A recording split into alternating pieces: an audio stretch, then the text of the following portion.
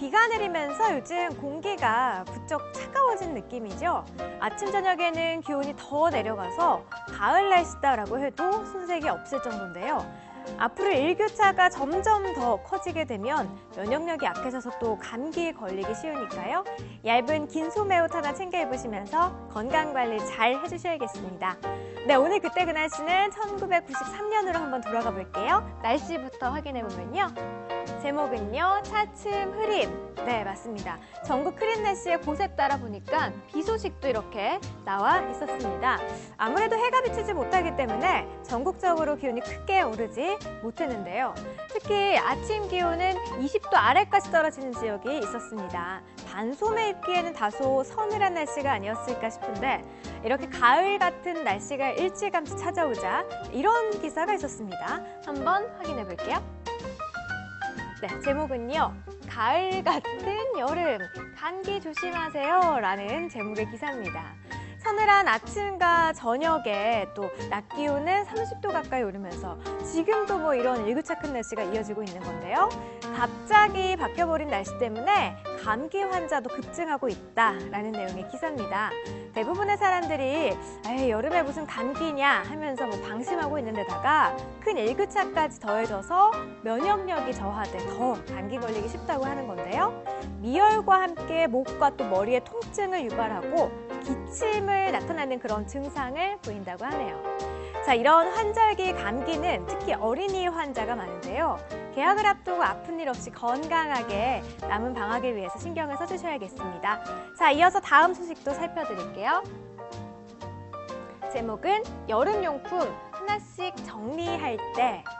네, 가을이 다가오면서 건강관리에도 비상이 걸렸지만 여름철 내내 신나게 사용했던 그 여름용품들 처리하는 것 또한 쉬운 일이 아니었습니다. 특히 대형 돗자리나 여름에만 쓰는 밀짚 모자 등 보관하기가 조금 어렵죠. 자, 여름용품 보관하는 방법에 대해서 이 기사에서는 자세하게 소개를 해드리고 있는데요. 기사에 따르면요, 일단 돗자리 같은 경우에는 얼룩이 있으면 중성세제나 식초로 닦아서 보관을 하면 된다라고 이야기를 하고 있고요. 선풍기는 해체해서 깨끗하게 세척 후 보관을 해주고요.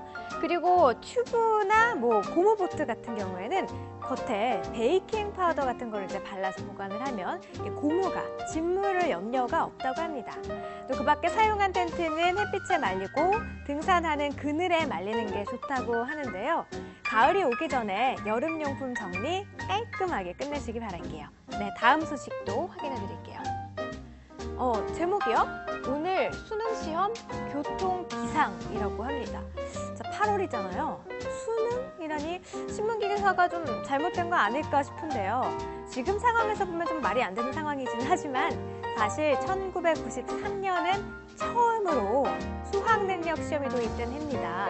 8월 그리고 11월 이렇게 두 차례에 걸쳐서 시험을 치렀습니다. 역사적인 첫 번째 수능이 열리기 전날의 상황을 알려주고 있는 기사입니다.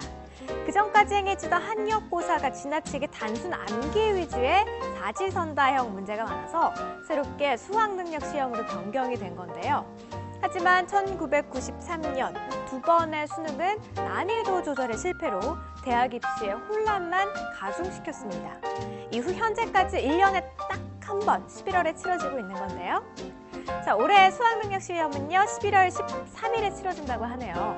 이제 수능이 채 100일도 남지 않은 건데요. 유난히 높은 교육열 때문에 우리나라 학생들의 그 수능에 대한 스트레스는 그야말로 세계 최고 수준이라고 하네요. 공부를 열심히 하는 것도 물론 좋지만 목적 없는 막연한 공부는 고통만 가져다 줄 텐데요. 정말 이루고 싶은 꿈을 생각하면서 동기부여를 계속 준다면 수능시험뿐만 아니라 그 학업 자체가 더 즐거워지지 않을까 하는 생각도 듭니다. 수험생 여러분 힘내세요. 지금까지 그때 그 날씨였습니다.